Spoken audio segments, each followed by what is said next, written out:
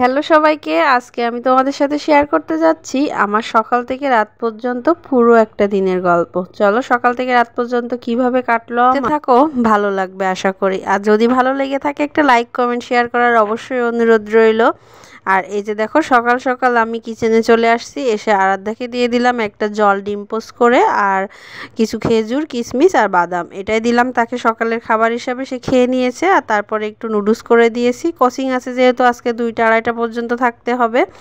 তারপরে ওরা তো চলে গেল, ওর বাবা নিয়ে গেছে আজকে, এই জন্য আমি সকাল সকাল স্নান করে পূজাটা দিতে পারলাম।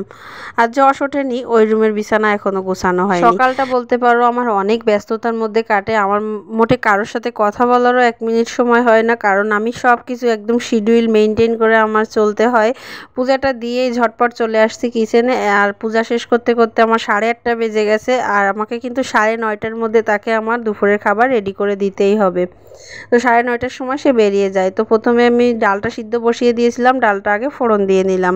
তারপরে এসে মাছ কুটে নিলাম, দেখলেই তোমরা চিংড়ি মাছ কুটে নিলাম। তারপরে আলু করলা কুটে নিয়েছি, পেঁয়াজ কাটেছি। তারপরে এই যে মাছটাকে আগে লবণ হলুদ দিয়ে সিদ্ধ করে নিয়েছি। আমি তাজা চিংড়ি মাছ কিন্তু ভেজে রান্না করি না, এভাবে লবণ হলুদ দিয়ে সিদ্ধ করে রান্না করলে বেশি ভালো হয়।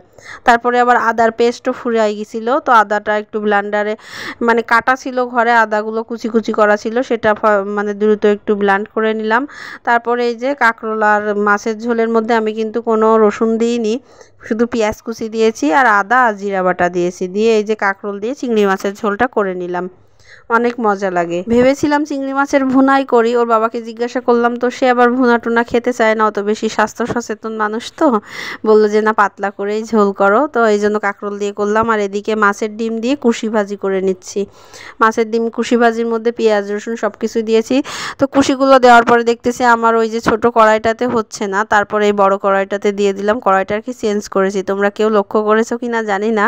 তারপরে যে দেখো আমি কুশিগুলোকে ভেজে নিয়েছি, এত টেস্টি হয়েছিল মাছের ডিম দিয়ে কুশি ভাজিটা। উফ, আমি তো পুরো দুপুরে সারাদিনে শুধু এটাই খেয়েছি আজকে। তারপরে এই যে চলে আসলাম কোচিংয়ে, এখন বাজে প্রায় 2:30টা মতো, আরাধ্যাকে নিতে আসছি।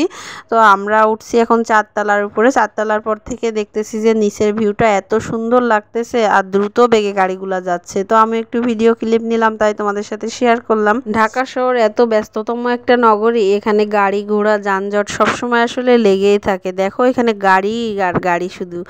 তারপরে তো স্কুল থেকে আমরা কোচিং থেকে নিয়ে বাসায় চলে আসছি, এসে দুপুরে খাওয়া দাওয়া করে একটু রেস্ট নিয়েছি। আর সন্ধ্যার দিকে ওদেরকে হালকা পাতলা আজকে একটু দুধ বিস্কুট দিয়েছিলাম, খেয়েছে। আর রাতের জন্য হালকা একটু কই মাছ ভেজে নিয়েছি, 4 পিস কই মাছ দিয়ে, আর একটু কই ভাপা করে নিচ্ছি, মানে তেলে দিয়ে এপিট ওপিট ভাজা করে নিয়েছি। কাঁচা মাছ আবার খেতে চায় না আমাদের বাসায়।